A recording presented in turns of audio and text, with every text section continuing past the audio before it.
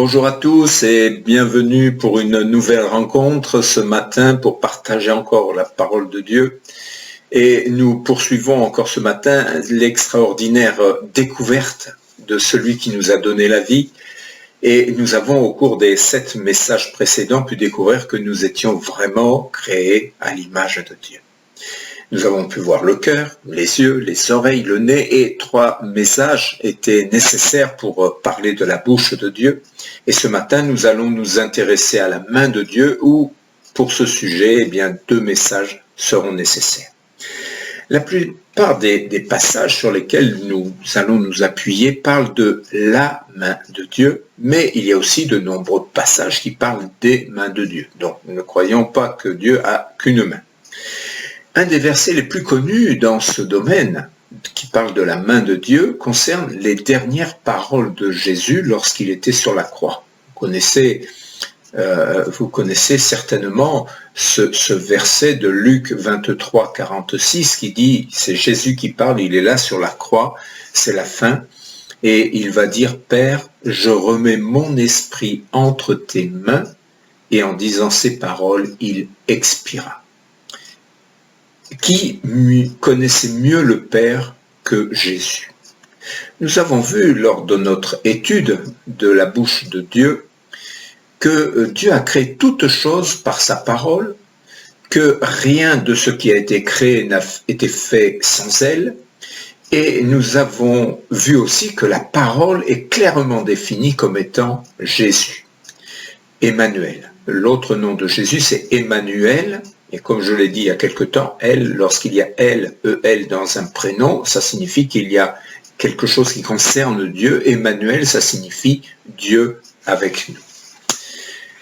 À la lecture de certains versets, nous pourrions être amenés à nous poser des questions, notamment en ce qui concerne des versets tels que ceux que je vais vous lire maintenant. 3 versets, dans le psaume 95, verset 5, « La mer est à lui, c'est lui qui l'a faite, la terre aussi, ses mains l'ont formée. » Ésaïe 48, verset 13, « Ma main a fondé la terre et ma droite a étendu les cieux. » Et dans Job, chapitre 10 et verset 8, « Tes mains m'ont formé, dit Job, elles m'ont créé, elles m'ont fait tout entier. » Il est clair dans ces passages que tout ce qui a été créé l'a été par Dieu, mais puisque ces versets nous disent que Dieu a créé toutes choses par ses mains, cela voudrait-il dire qu'il y aurait contradiction avec le fait que tout était créé par la parole de Dieu, comme nous l'avons vu la semaine passée?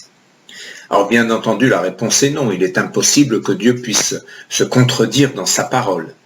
Et la réponse à cette question ne peut être apportée, là encore, en dehors de cette réalité qui est que Dieu vit dans un éternel présent. Nous sommes dans le temps, Dieu est dans un éternel présent, et d'ailleurs le jour où nous mourrons, nous sortirons de l'humanité, nous sortirons du temps pour aller passer l'éternité, soit en enfer, soit avec Dieu, mais ce sera un présent perpétuel. Lorsque Dieu a créé la terre et les cieux, lorsqu'il a créé les êtres vivants, il a ordonné et les choses ont existé instantanément, puisque si nous faisons abstraction de la notion de temps, Dieu dit et la chose arrive. C'est un verset que j'ai cité encore dimanche dernier dans le psaume 33, verset 9, car il dit et la chose arrive, il ordonne et elle existe. Donc par sa parole, Dieu a une parole créatrice. Mais ça concerne le présent de Dieu. Dieu dit une parole de sa bouche, il donne un ordre, ses mains l'accomplissent instantanément. Ça, on ne peut pas le faire. Cherchez pas à le faire, vous n'y arriverez pas. Alors, si nous plaçons cette pensée dans les temps de l'humanité, nous trouvons des passages bibliques qui nous confirment cette pensée, et notamment l'annonce de la venue de Jésus, le Messie. Donc, dans le présent de Dieu, il dit et la chose arrive. Mais nous sommes dans le temps et non dans le présent. Dans Ésaïe 53, il nous est, c'est un psaume prophétique où il nous parle de la venue de Jésus. Et dans ce psaume 53, le premier verset, il est dit « Qui a cru ce qui nous était annoncé? Qui a reconnu le bras de l'Éternel ?» Et là, il est question de Jésus, il s'est élevé devant lui comme une faible plante, comme un rejeton qui sort d'une terre desséchée. Il n'avait ni beauté ni éclat pour attirer nos regards, et son aspect n'avait rien pour nous plaire. Déjà dans l'Ancien Testament, le texte que nous venons de lire, qui a plus de 700 ans quand même, était rédigé au passé. Et c'est pour cette raison que Jésus a pu dire « tout est accompli », parce qu'il y avait des choses qui devaient s'accomplir. Et là, c'est pour bien comprendre les choses dans le présent de Dieu. Dieu dit et la chose arrive, et pour toute la création, tout a été créé par la parole, Dieu a dit et la chose s'est accomplie, mais dans le temps, il y a un processus de commencement et de fin pour toute chose. Donc les choses à venir ont été annoncées par la bouche de Dieu, mais sa main les a accomplies en les inscrivant dans notre temps. Remarquons l'action de la main de Dieu aussi dans la création, parce que là, ça nous donne le vertige. Dans Ésaïe chapitre 40, verset 12, il est écrit ceci. « Qui a mesuré les eaux dans le creux de sa main, pris les dimensions des cieux avec la paume, et ramassé la poussière de la terre dans un tiers de mesure? Qui a pesé les montagnes au crochet et les collines à la balance ?» Ce sont des questions qui sont là. Mais il est question ici justement de Dieu, le Créateur. Vous imaginez la grandeur de la main de Dieu qui a mesuré les eaux dans le creux de sa main, pris la dimension des cieux avec la paume de sa main, pesé les montagnes. Alors déjà, voyez un peu la taille de la balance, hein, excusez-moi. Alors d'après ces descriptions, nous constatons que Dieu n'a pas une main différente de la nôtre, mais il y a une différence quand même, c'est la puissance. Dieu a le pouvoir de faire des choses incroyables avec ses mains. Même nous pouvons voir que Dieu a le pouvoir d'écrire sur des tables de pierre. C'est ce qu'il a fait lorsque Moïse est monté vers lui sur le mont Sinaï. Vous connaissez aussi certainement ce passage, hein, alors que le peuple est sorti d'Égypte, où il était en captivité. Eh bien, ils sont entrés dans le désert, ils ont traversé la mer Rouge, ils sont entrés dans le désert, et quelques mois plus tard, sur le mont Sinaï, Dieu a donné à Moïse les 10 commandements. Et dans Exode, chapitre 31, verset 18, il est dit « Lorsque l'Éternel eut achevé de parler à Moïse sur la montagne de Sinaï, il lui donna les 2 tables du témoignage, donc les 10 commandements, tables de pierre écrites du doigt de Dieu. » Et dans le chapitre suivant, Exode chapitre 32, au verset 16, il est dit « Les tables étaient l'ouvrage de Dieu et l'écriture était l'écriture de Dieu gravée sur les tables. » Vous voyez un peu la puissance de la main de Dieu. Alors voyez-vous, Dieu ne s'embarrasse pas avec des crayons, hein. Il écrit avec son doigt où il veut et sur ce qu'il veut. Souvent, nous voyons des textes qui nous parlent de la main de Dieu, mais nous pouvons aisément imaginer que si Dieu a des mains, il a aussi des bras, comme nous l'avons lu il y a quelques instants. Hein. À de nombreuses reprises, nous pouvons lire l'expression « à main forte et à bras étendus ». Nous avons cette expression dans plusieurs passages où Dieu est intervenu pour sauver son peuple dans différentes situations à main forte et à bras étendus. En réalité, c'est écrit 16 fois. Il y a 16 passages de l'Ancien Testament qui nous en parlent. Et je prends juste un des passages, Deutéronome chapitre 4 et verset 34. Fut-il jamais un Dieu qui essaya de venir prendre à lui une nation du milieu d'une nation, par des épreuves, des signes, des miracles et des combats, à main forte et à bras étendus, et avec des prodiges de terreur, comme l'a fait pour vous l'Éternel votre Dieu, en Égypte et sous vos yeux. Et oui, lorsque le peuple d'Israël a été sorti d'Égypte, c'était à main forte et à bras étendus. personne ne pouvait arrêter le plan de Dieu et l'action de Dieu. La main et le bras de Dieu ne peuvent pas être pris séparément, pas plus que nous ne pouvons le faire nous-mêmes, car la main et le bras de Dieu agissent ensemble, hein, la main est le prolongement du bras. Bon, aujourd'hui, les jeunes, bon, ils ont un autre dialogue. Ils disent, eux, le prolongement de la main, c'est leur portable, hein, leur smartphone. Bon, allez, on ferme la parenthèse. Nous pouvons remarquer qu'à chaque fois que le bras et la main de Dieu agissent, il se produit des prodiges, des miracles, des signes, mais aussi, quelquefois, des épreuves et des combats. À plusieurs reprises, nous voyons qu'au bras et à la main de Dieu vient s'ajouter ou se substituer la notion de droite. Hein, une droite triomphante. Ça parle de la droite. Et dans la pensée biblique, il existe souvent des symboles, des raisons pour lesquelles un mot est utilisé ici et plutôt qu'ailleurs. Le bras, la main et la droite sont en fait des symboles importants qui représentent des traits caractéristiques des actions de Dieu.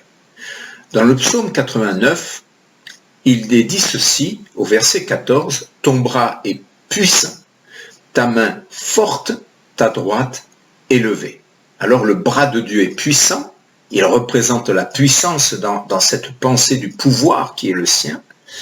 La main de Dieu est forte, elle représente la force qui est prise ici dans le sens de puissance, et la droite de Dieu est élevée, et nous devons voir dans cette expression la supériorité de Dieu dans tout ce que sa main accomplit. Cette notion de la droite élevée de Dieu se trouve déjà lors de la création. Dans Ésaïe 48, au verset 13, le prophète écrit ceci, il est question de l'Éternel, puisque c'est un prophète, il parle au nom de l'Éternel, et il donne les paroles que Dieu lui donne. « Ma main a fondé la terre et ma droite a étendu les cieux. Je les appelle et aussitôt ils se présentent. » C'est de la main droite que les patriarches donnaient la bénédiction à ceux qui allaient leur succéder. C'est sur la main, le pouce, le lobe de l'oreille et l'orteil droit, etc., que le sang ou l'huile d'onction était versée. Lorsqu'un bélier était offert en sacrifice de consécration, c'était l'épaule droite qui était offerte. Alors, bon, j'ignore si c'est pour cette raison que les gauchers ont subi tant de persécutions au travers des sages, mais il n'est pas impossible qu'il y ait un rapport. De même, à la lecture d'un texte, je remarquais que la Bible a influencé quantité de choses, et en particulier quelque chose qui se pratique encore aujourd'hui dans les tribunaux. Avant de témoigner, hein, vous avez dû, au moins si vous n'êtes pas allé dans un tribunal, vous l'avez vu dans les films, avant de témoigner, il est demandé au témoin ou à l'accusé de dire la vérité, toute la vérité, rien que la vérité, de lever la main droite et de dire « je le jure ». En fait, si on regarde aux États-Unis, encore aujourd'hui, c'est ce qu'ils appellent prêter serment. Aux États-Unis encore, comme ça l'était il y a quelques années en France encore, on prêtait serment sur la Bible. On mettait la Bible devant la personne et il prêtait serment sur la Bible. Évidemment, aux États-Unis, ça existe toujours, c'est toujours ainsi. Par contre, en France, évidemment, comme la France est devenue un pays laïque, eh bien, la Bible n'y est plus. Mais je lis Ézéchiel chapitre 47, verset 13. Ainsi parle le Seigneur, donc pour parler de l'inspiration vraiment de la Bible pour certaines choses qui se passent dans notre monde. Ainsi parle le Seigneur, l'Éternel. Voici les limites du pays que vous distribuerez en héritage aux 12 tribus d'Israël. Joseph aura 2 parts. Vous en aurez la possession l'un comme l'autre, car j'ai juré la main levée de le donner à vos pères. Ce pays vous tombera donc en partage. Il a juré la main levée. On peut raisonnablement penser que c'est ce qui a inspiré ce qui se passe dans nos tribunaux. il n'est pas interdit de penser que ceux qui ont instauré cette pratique ont pu donner à cet acte une connotation spirituelle en donnant un caractère sacré à ce rituel, puisque Dieu l'a fait, on va le faire aussi. Alors tout comme nous pouvons le faire avec notre main et notre bras, Dieu peut aussi étendre sa main, frapper, corriger, mais il peut aussi nous soutenir, nous relever, nous prendre dans ses bras, nous fortifier. Alors vous allez, peut-être ça peut vous choquer, Dieu peut-il étendre sa main pour frapper, pour corriger, bien entendu. Je pense qu'aujourd'hui, les enfants sont tellement laissés livrer à eux-mêmes, on en a fait des petits rois et des petites princesses, et ils sont libres de faire ce qu'ils veulent. Mais pourtant, combien de fois j'ai entendu des jeunes qui disaient « Mais pourquoi mes parents ils m'ont laissé tout faire ? Mais pourquoi ils ne m'ont pas empêché de faire ceci ou cela ?» Parce que ces petites choses de l'enfance et de l'adolescence se retrouvent après pour toute la vie. Et donc, Dieu peut étendre sa main pour toutes ces choses. Une des interventions du bras de Dieu, qui a des conséquences aujourd'hui encore, est celle qui se déroula à Babel. Et je repensais à cet événement en lisant un verset du Nouveau Testament. À Babel, vous savez ce qui s'est passé. Les hommes, donc c'était bien avant Noé, les hommes ne voulaient pas de Dieu, ils rejetaient Dieu, comme une grande partie dans ce monde encore aujourd'hui, et ils voulaient monter aux cieux, mais sans passer par Dieu. Et donc ils ont monté cette tour de Babel, et c'est là où Dieu est intervenu pour les arrêter dans cette folie, et c'est là, puisque la Bible nous dit qu'à cette époque, tous les peuples parlaient la même langue. Et là, à Babel, Dieu les a arrêtés et d'un seul coup, ils se sont tous retrouvés à parler des langues différentes.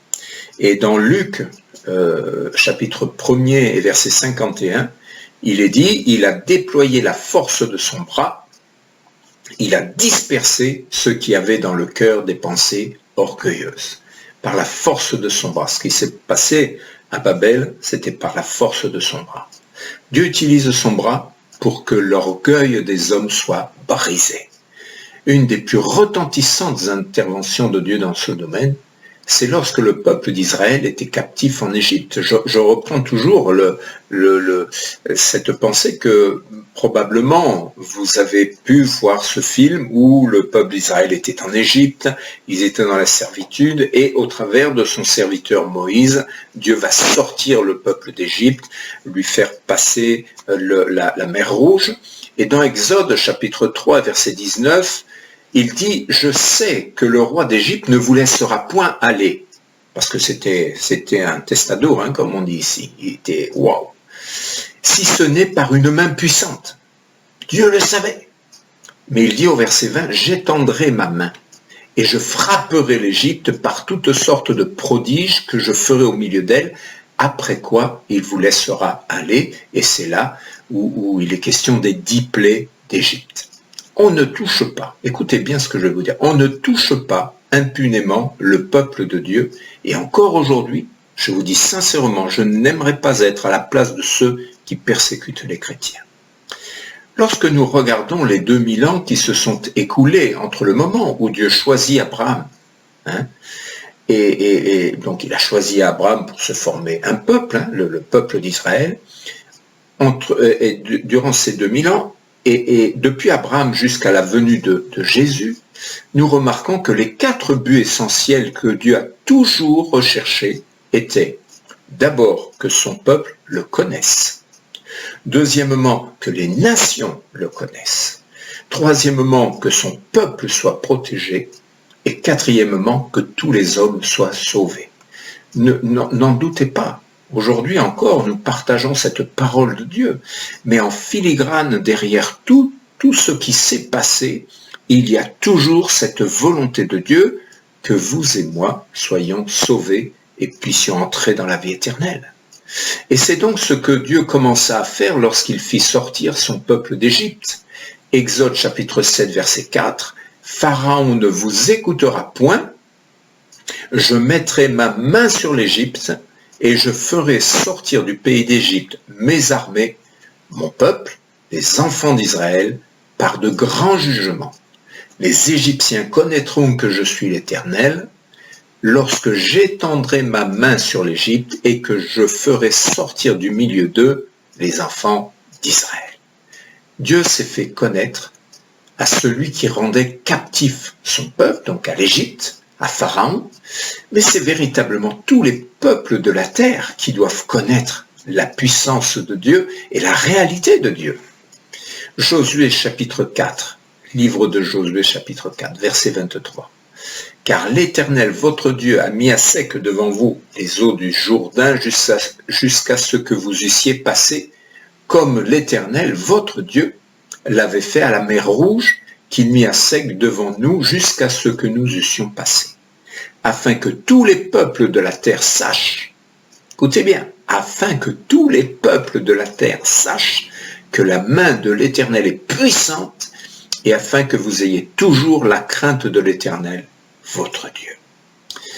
Je crois que les Égyptiens ont véritablement connu qui était Dieu. D'ailleurs, après les événements, la traversée de la mer Rouge et tous les nombreux morts et toutes ces plaies qu'il y a eu en Égypte, ils savaient que Dieu était réel. Le Dieu d'Israël et qui est notre Dieu aujourd'hui, c'est véritablement un Dieu puissant.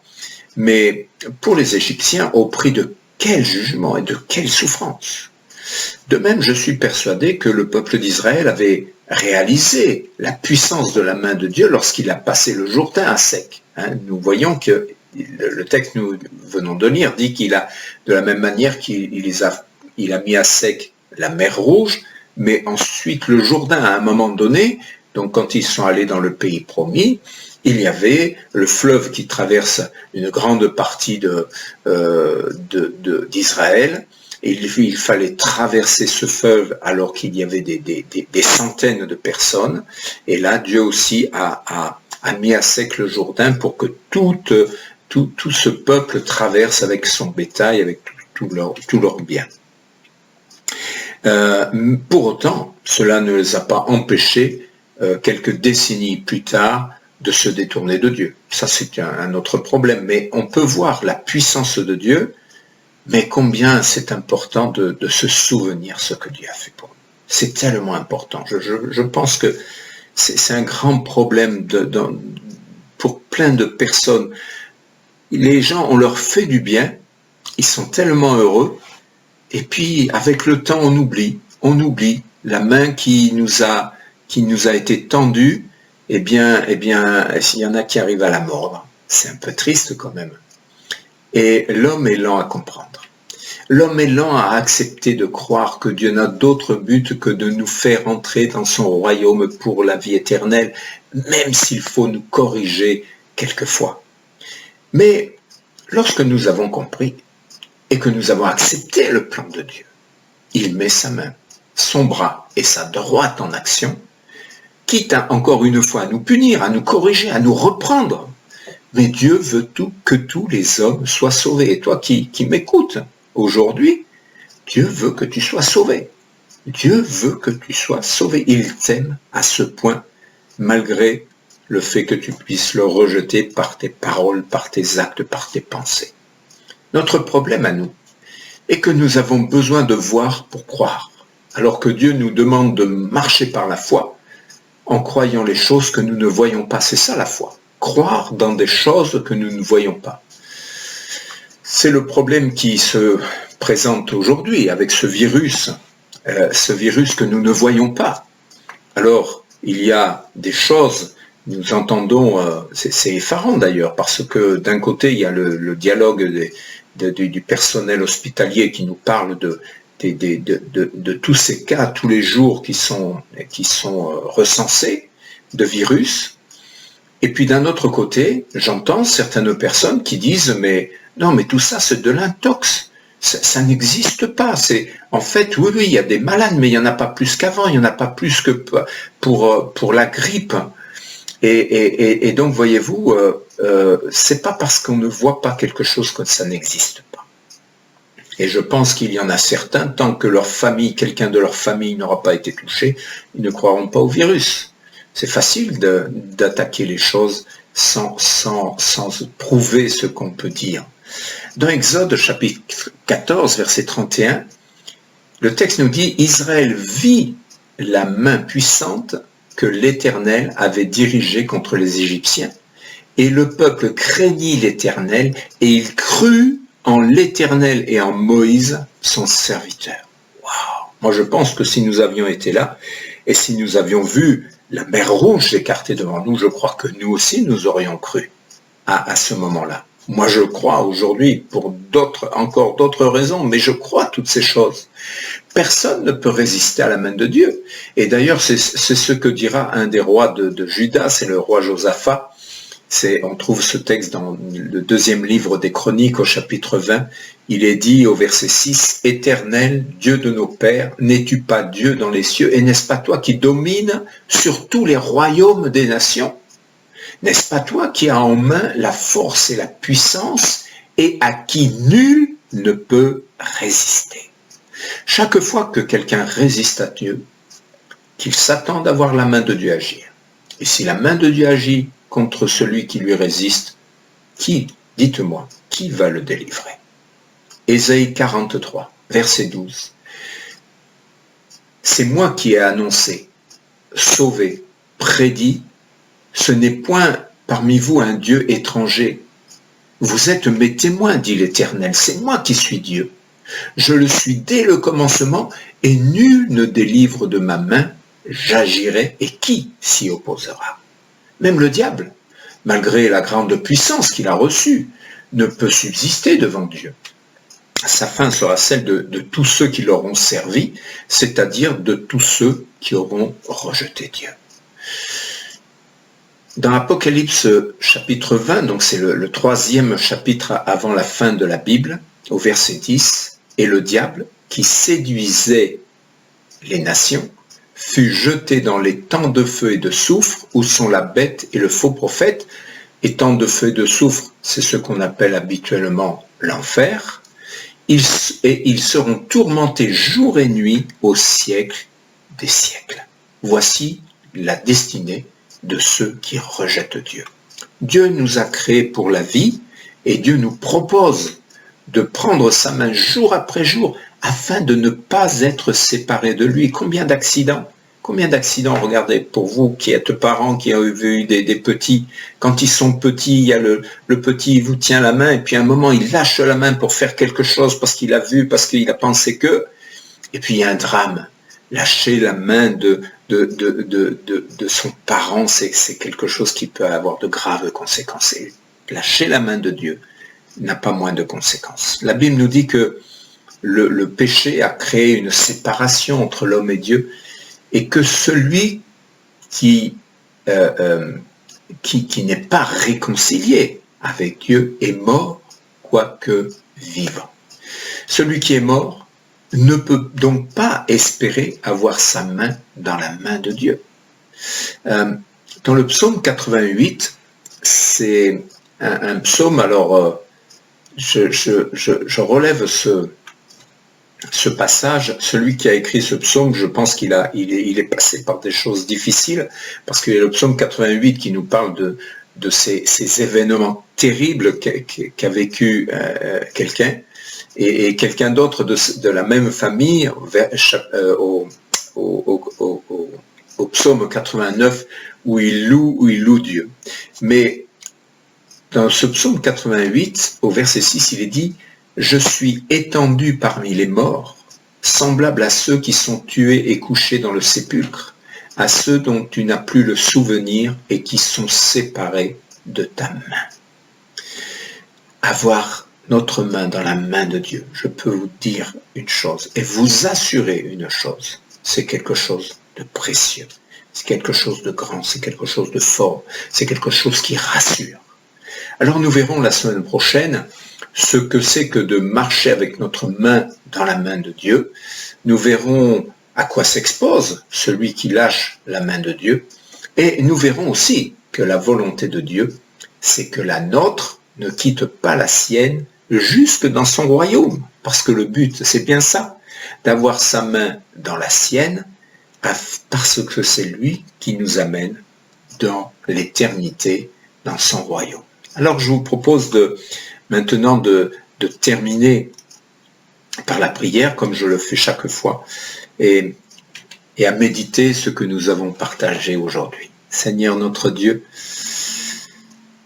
combien nous réalisons que ta main est puissante, parce que tu es le Dieu puissant, tu es le Tout-Puissant. Et s'il y a des puissances dans ce monde, toi tu es au-dessus de ces puissances. Et notre prière ce matin, et ma prière pour toutes celles et ceux qui partagent ce message, c'est que nous puissions voir ta puissance à l'œuvre dans nos vies. Tu vois combien, Seigneur, les choses sont difficiles. Tu vois combien ce virus vient perturber la vie de tellement de familles, tellement de gens qui ne peuvent pas travailler à cause de ce virus et qui remettent en question les autorités. Je ne sais pas, Seigneur, exactement où est la vérité. Je reste réservé quant à toutes ces choses, mais ce que je vois et le constat qui est là, c'est qu'il y a beaucoup de souffrance dans notre pays, mais pas seulement dans d'autres pays à cause de ce virus. Et je te prie, Père, au nom de Jésus, pour que tu étendes ta main sur les familles, encore cette semaine pour cette famille endeuillée, et pour celles que je connais, où le virus a frappé. Je te prie d'épargner tes enfants, d'épargner tous ceux qui espèrent en toi. Je ne dis pas en faisant cette prière de condamner ceux qui ne te font pas confiance, Seigneur, mais je crois, Seigneur, que quand même, le fait de te connaître et de te faire confiance, c'est quand même un atout précieux pour l'homme. Alors merci, Seigneur, pour toutes celles et ceux qui entendent cette prière, qu'ils fassent cette prière, leur prière. Seigneur, protège-nous, garde-nous, sois avec nous et, Seigneur, garde notre main dans ta main, au nom de Jésus et pour ta seule gloire. Amen. Voilà, ce temps de partage est terminé ce matin. Je veux de tout cœur croire que ces quelques paroles vous ont fait du bien et je vous souhaite un bon dimanche, une bonne journée, que Dieu vous bénisse et à très bientôt.